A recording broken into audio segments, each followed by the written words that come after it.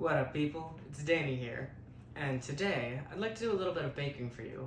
I mentioned that I love to bake and I have some training in it. I even used to work at a bakery, but I was a decorator, not quite a baker. But one thing I love making is macarons. I've made a couple of different types and I've done it a few times, but today I'd like to make some peanut butter and jelly ones. It's a pretty simple recipe with not very many ingredients, not too many steps. You can make it at home, and once you see how I do it, it'll be a little bit easier. I like to start by writing my recipe on a sticky note so it can just be right in front of me. First, you need a food processor. A blender may not do it quite the same. You can try it, but I wouldn't recommend it. I have this little hand one that a friend got for me for my birthday. So you start with a 1/4 cup of peanuts, unsalted or roasted, and pulverize. It's broken up pretty nicely. The fat has started to make them stick together a little bit. Next, I'm going to add some almond flour. You also can use some almonds that have been ground up very fine, but I like pre-made almond flour. It tends to be a little less lumpy. Now let's remove any bits that are stuck. All right, still a couple of bits in there. I'm just gonna make sure things aren't stuck, but to finish off, you need a cup of powdered sugar. If I didn't mention, it is a 1/4 cup of the almond flour. Sometimes the nuts stick together. As I mentioned, the fat in there just kind of really holds onto the sides. What you want now is a nice fine powder. I'd say that's about as good as it's gonna get.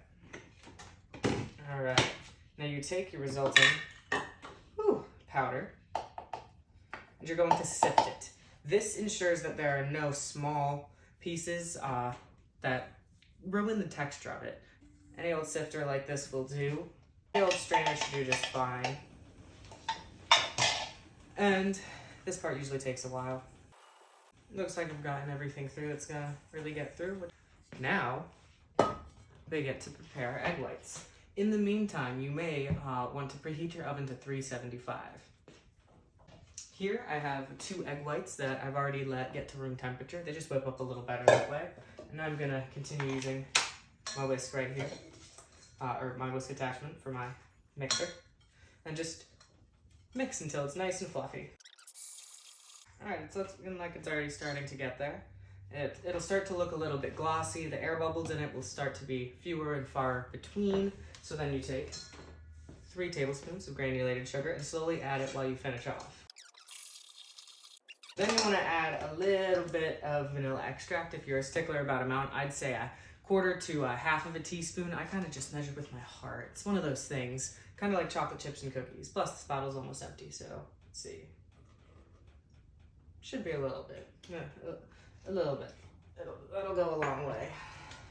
Especially with something like this. You don't want to cover up your peanut flavor. All right, and with that, I believe this should be ready. Now for the final step of actually making the batter, you take your dry ingredients and you put about half of it on top of your egg mixture. You fold it together. You want to be kind of gentle with this. You don't want to make everything collapse or be too forceful. It's coming together fairly well, so I'm going to add the rest of it and continue to fold. It may not look like it's coming together at first, but you just have to keep mixing. Fairly thick, nice and rich. Since these are peanut butter and jelly macarons, I want them to be light and fluffy and like thick. So I have my macaron mat here and my piping bag right here. I just did this so it's a little easier to put everything inside. It's gonna be a little tight, but I think we can get it all in. Doesn't really smell like much of anything, but trust me, you'll be able to taste the peanutty flavor. We have our full piping bag.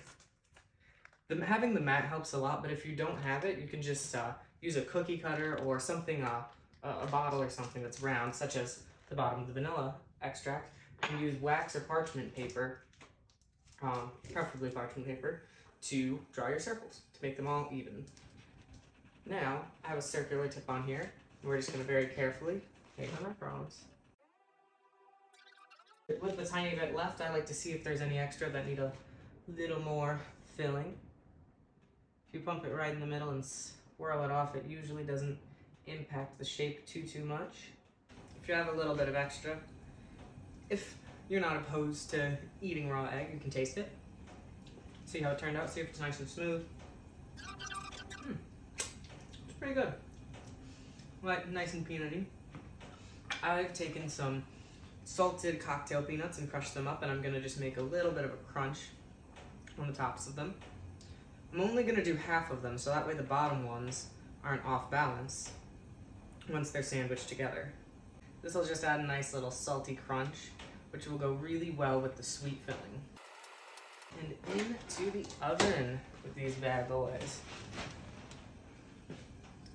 Alright, here we have it in just under 10 minutes. They bake fairly quickly. It just varies a bit based on your oven. Now they just have to cool, and I'm gonna pull them very carefully off of here onto the counter. Today, I'll be filling it with various jams, jellies, fruit concentrates, and preserves. I have 5 different types here, so we're gonna make 2 of each. I'm not gonna do any fancy piping or anything. I'm just gonna use a knife like you're making a sandwich. Look at that, a nice even color, about the same as the top. Let's go ahead and fill them.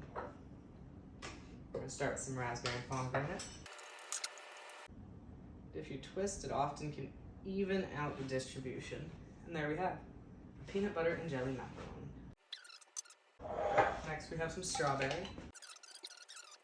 Next, one of my friend's personal favorites, lingonberry.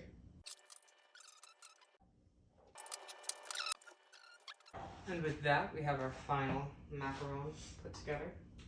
10 macarons, 5 different types. Fairly easy to make. Most people think macarons are difficult and take a lot of time, but as you can see here, if you have a good recipe and you know what you're doing, it's pretty easy. Have fun baking.